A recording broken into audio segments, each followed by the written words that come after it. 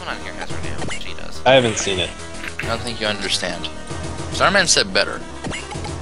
Do you know what he means by better? He said he found a better anime he can watch, which means better than Seed. He might also mean that in the reverse. You know how he likes bad things.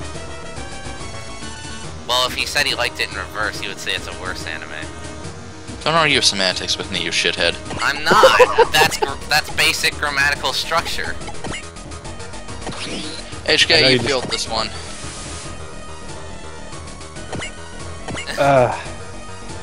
Fine.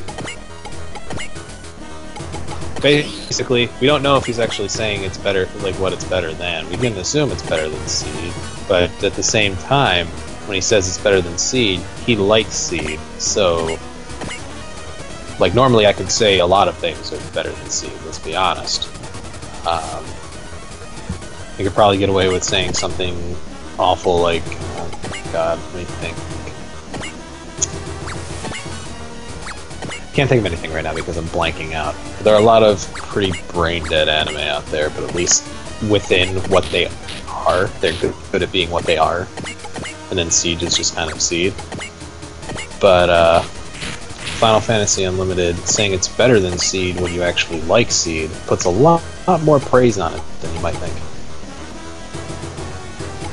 I don't know what that is, Starman. Oh, God. Okay, Ryo, I don't know if you're watching the chat, but Star Mallory literally just said, "Oh, so Ryo, I take it you're saying I like super gals then?" He didn't say Ryo, I'm pretty sure he's responding to me. No. He meant Ryo. Yeah, I doubt that. I stopped talking a while ago. You're still not, apparently. Besides, I'm pretty sure I said he probably did last week or something. Nah.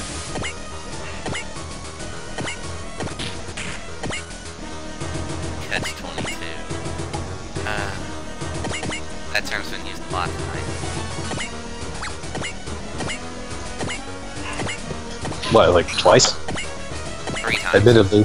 3? Yep. Admittedly, that's still a lot more than what's normal, so...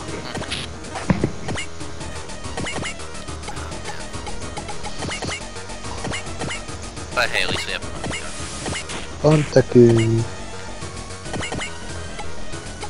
He's a little bear thing. I know. It's pretty great. He's adorable. So... There was that one time he beat up the cops with another policeman. Pretty great. That was fantastic.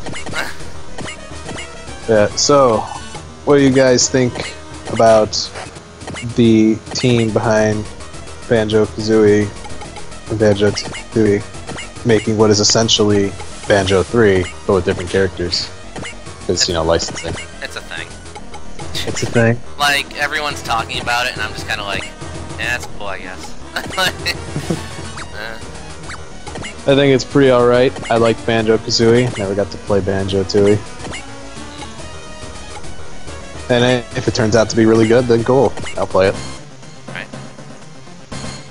And to be honest, as long as they keep the same basic design philosophies, you know, it'd be hard for it to go wrong unless it's like buggy or something. Like Even that. It's bad. Well, I was saying is even then, like being buggy isn't necessarily bad. It's only bad if it's like actually annoying. Yeah. Because sometimes being buggy is fun. Right. They should fix it. But you know, like I'm not saying skip Q&A because bugs are funny.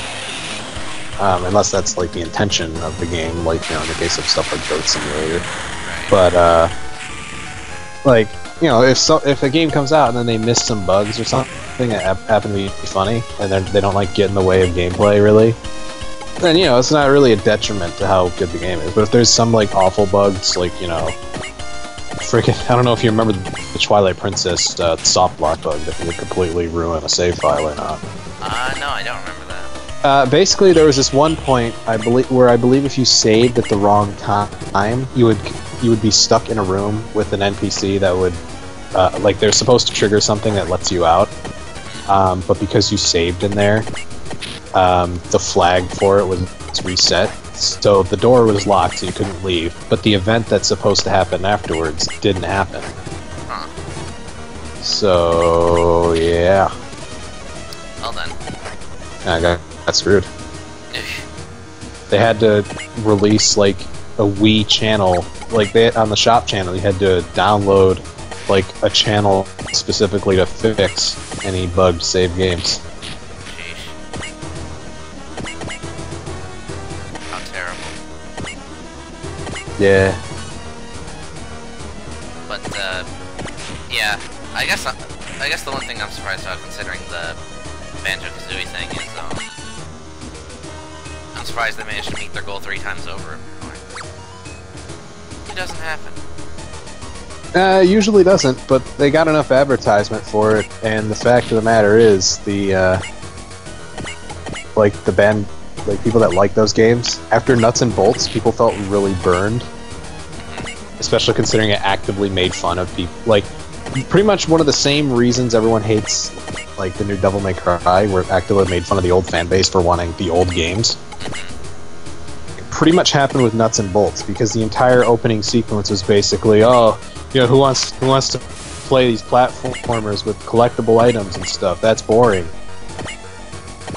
And, you know, it was done in such a way that just felt really, really patronizing and insulting to anyone that liked those games. Like, holy crap. Like going back and watching it again at some point. So I'm just like, why would they even think that this was okay? Because it kind of isn't. That said, to their advantage, no one made as big a stink about it as, you know, Devil May Cry.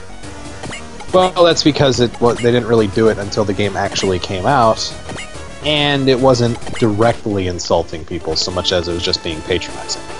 Devil May Cry, the DMC team, especially the director or whatever, actively made fun of and insulted the old fans.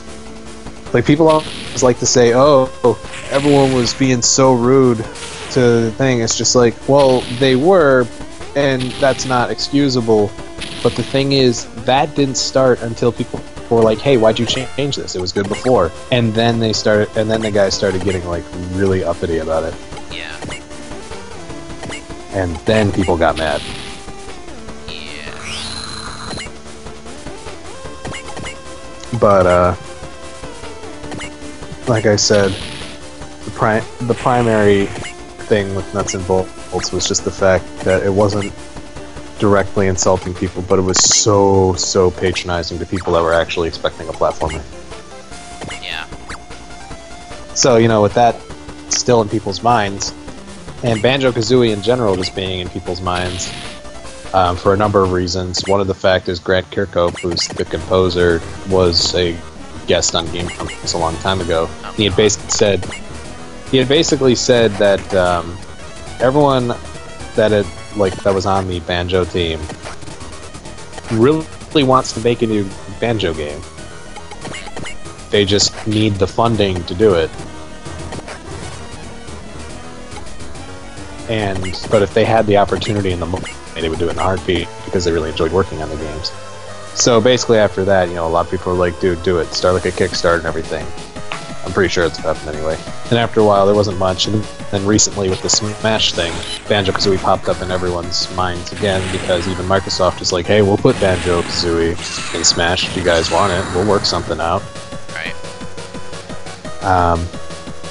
And then, you know, then this shows up. Although I think the Project Ukulele, which was its code name, that demo showed up before the Smash thing, but people were advertising it, like a lot of famous YouTubers were talking about it, and obviously it was in an early state, but it still showed a lot of promise. Like, even just watching it, like, even just watching the video of it, you're just like, is this a Banjo-Kazooie game? Like, it nailed the feel of it that hard.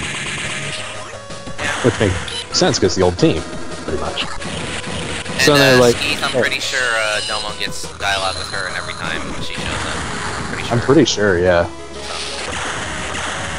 Anyway, But yeah, the only thing I was saying is just, you know, so when they came out with the Kickstarter and everything, it's on Steam Greenlight, people jumped on that. And so it's not necessarily surprising that they got that much funding and whatnot, but it definitely is impressive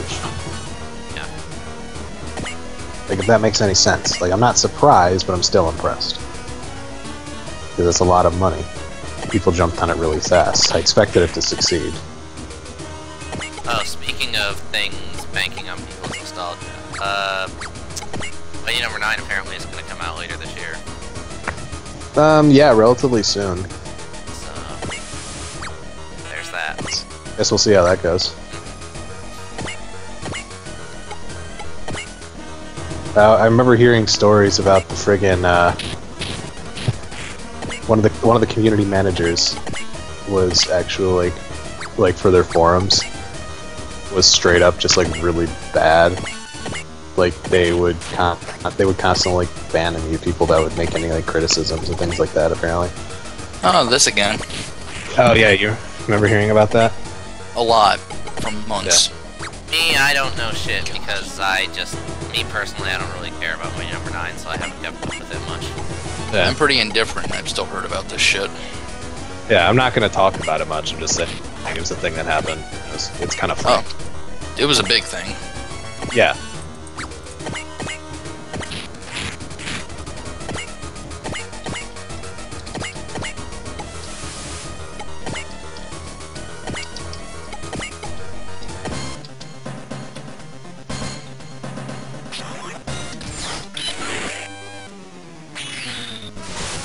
If Galactic Kids Next Door was an April Fool's joke, it was a really good one. That's all I'm gonna say. Well, yeah, it wasn't. It's not an April Fool's joke. It was one of those things it was done to gauge interest and to see, you know, if people wanted it. And there was definitely a lot of interest. A lot, considering the delivery method, the type of show it is, and things like that. Like that was the main thing. It was probably done on April 1st to see how many people would be interested, and also in case it didn't work out. They could just be like, oh, haha, yeah. Yeah. Although it was straight up said, it's just like, you know, this isn't a thing that's actually real, but it could be if you want it to be. Which is definitely worth considering, for sure.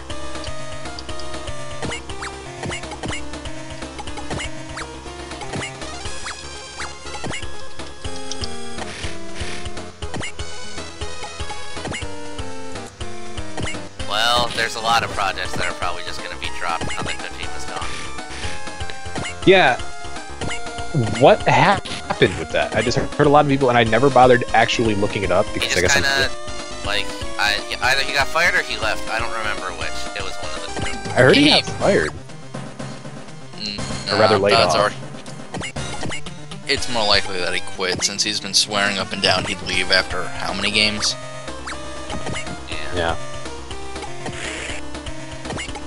Plus he prints money.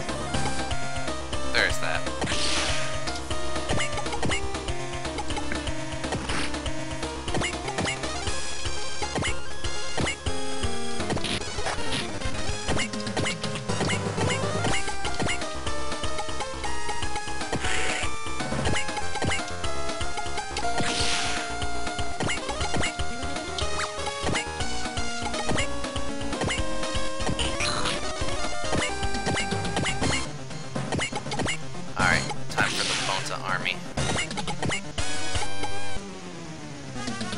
Yeah, Silent Hills was cancelled, which everyone was really unhappy about.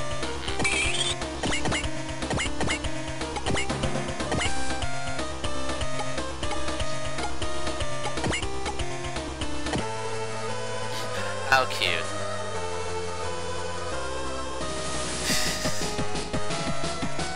It's good to know Fulu, despite being a no-nonsense type lady, still has an appreciation for cute things. Apparently, Konami's... Yeah. But yeah, apparently Konami, they restructured to focus on mobile games because they're cheap, and also that's kind of what's been happening in Japan everywhere. Right. It's obnoxious.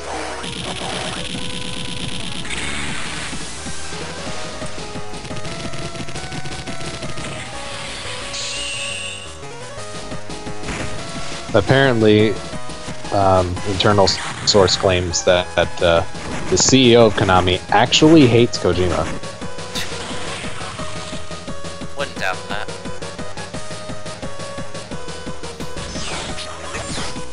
Yeah, like basically a YouTube channel that has a fairly large following and, you know, as such has a lot to lose for making this report, basically. So the source they could have could be wrong, but a lot of it matches up with things that we've heard. Basically, the source within Konami, or the identity has been verified, but the information itself hasn't been verified, but it matches up. So basically, yeah, they're going to be focusing on making cheaper mobile games. Apparently, Konami also is into health and fitness clubs and other properties. So their non-console gaming business is overtaking their console gaming business, not by much. But yeah, CEO is investing tons of money in other fields other than gaming. Console gaming is no longer making the amount of money that like Metal Gear Solid 2 made them originally. According to the source, the CEO actively hates Kojima, which would explain why he's been being treated like crap lately. Yeah. Kojima Productions is known as Unit 8 within the company. Hundreds of people, not just Kojima, are expected to lose their job. Kojima actually can apparently sue Konami over something, but he has a game to make and Konami is well aware with it. Another rumor before had reported that Kojima is encouraging his team to complete Phantom Pain for the fans and not for anything else, basically. It matches up with that rumor, all things considered. Apparently, developers in Kojima Productions aren't being treated well. Constant blackouts, security doors not working, staff being forced to change their workstations every now and then. One employee believes that it's literally hell. Jeez. Yeah. Take it with a grain of salt, but, you know, it matches up with other recent happenings. You can get there's a full transcript or whatever. Yeah, so that's fun. Way to go, Konami.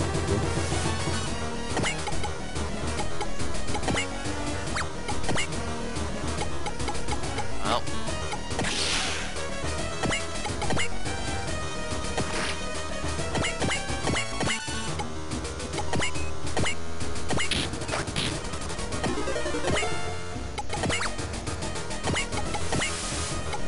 In fact, it's worth noting that Kojima Productions and the staff are basically contractors at this point. Right. It could be a case of leaving, but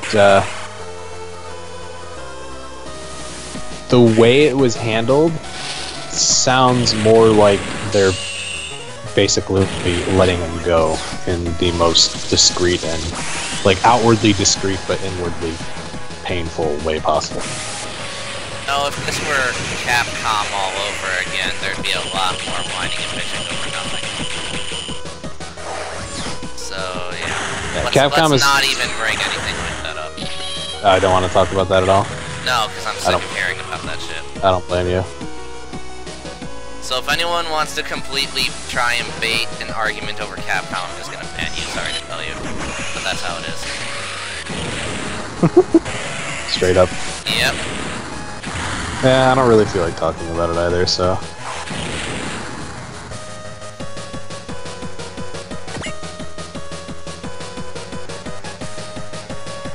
Oh god. Just... kind of obnoxious, though. Konami's been making a lot of really odd decisions lately. Yeah.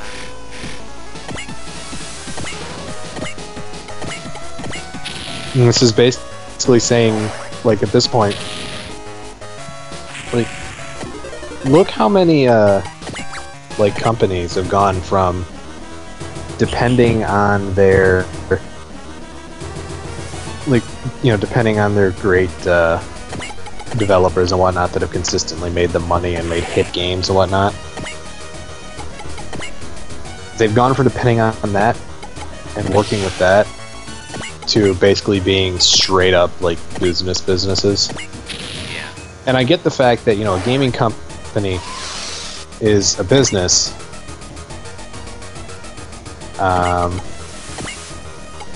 But you know, you have to make people happy and make good products.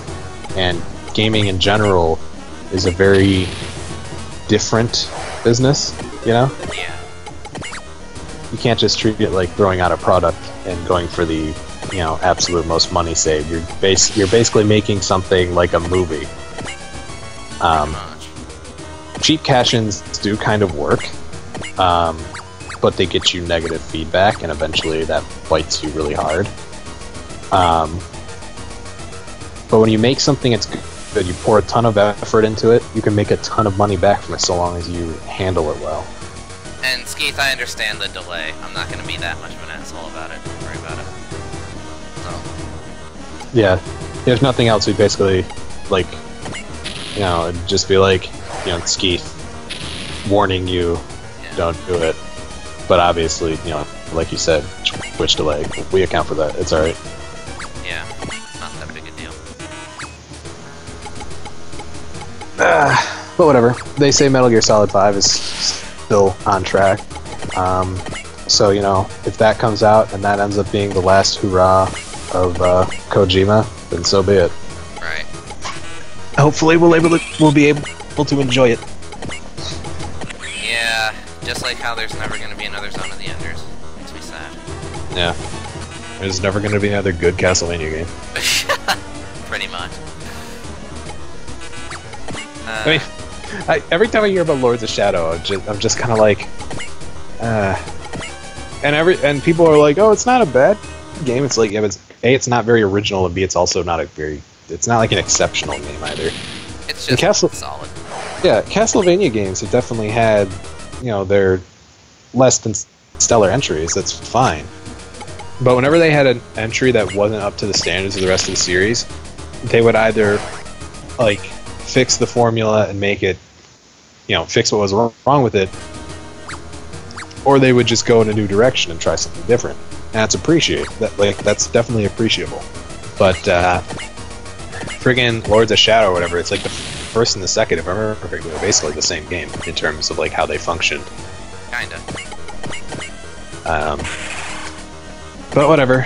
I guess if Castlevania is gonna be a mishmash of clones, primarily like God of War and Shadow of the Colossus, then whatever. You know, some of the Castlevania games I like a lot are very similar to other games. For example, Lament of Innocence is kind of Devil May Cry-like in a way. Sorta. It's like a slower one. Yeah, Devil May Cry light.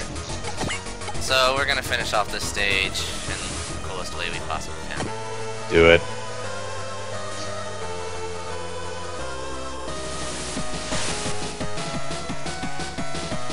Gynaxing and all.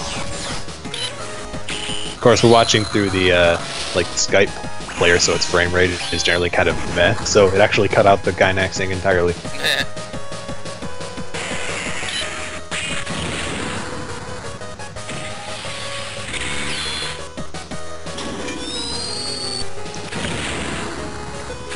One of these days, they just need to get a big sword like that, then they're not prepared for it, so they just straight up fall over. Oh, bullshit. Nah, fantastic. It's always junk. It ain't going down like that. Nah, that ain't happening. Nah, bitch. Nah. I want to finish you with this special attack. Now I'm gonna do it. It's not going down that way, hon.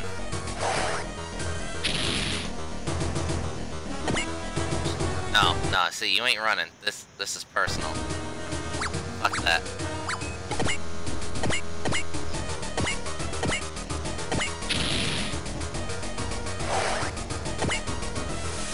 Okay. Now let's see. I think he'll run if I hit him again. Yeah, that's true.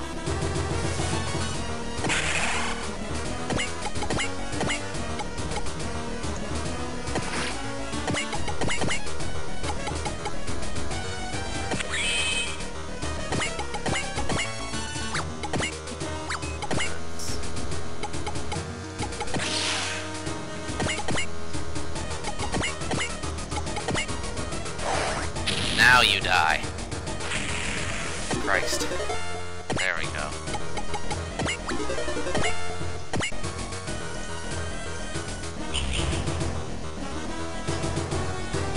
Yeah, he may end up biting it somehow, but fuck it, we were too far in. I wasn't gonna turn back. Plus, I mean, it's Hime. It's not the biggest loss. Yeah.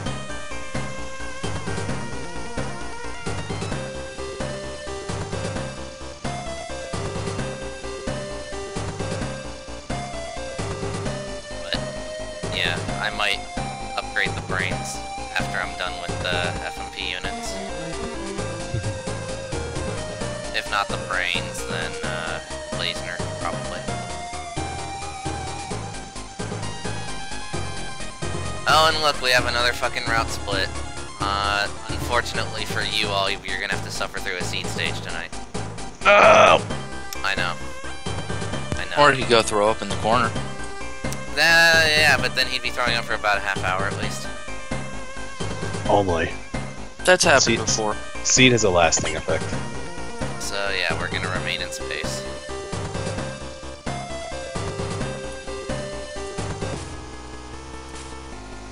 And this is crap we don't care about.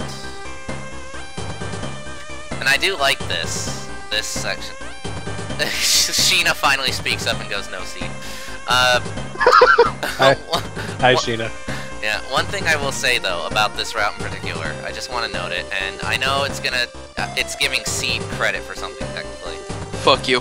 But one thing I want to say is I do like that Akatsuki sticks to this route. Because it makes sense for his character, and it also shows a much more integrative crossover element in this game. And, you know, it's minor, sure, but it really shows that with something like this, you can do some story rewrites and have new justification for it. Which is what you expect in a crossover, right? So... Hey man, guess what? Huh. Fuck you. Yeah.